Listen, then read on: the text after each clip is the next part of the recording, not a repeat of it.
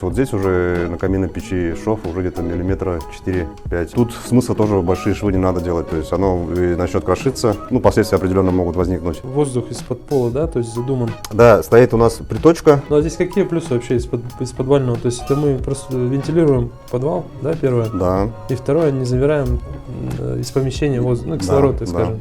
Все верно. Тут есть и дымообороты, и колпаки. То есть первое, она идет дымообороты вниз опустились, вверх поднялись, и вот сверху здесь как бы колпаковая система, уже колпаки, и потом пошло в общую трубу.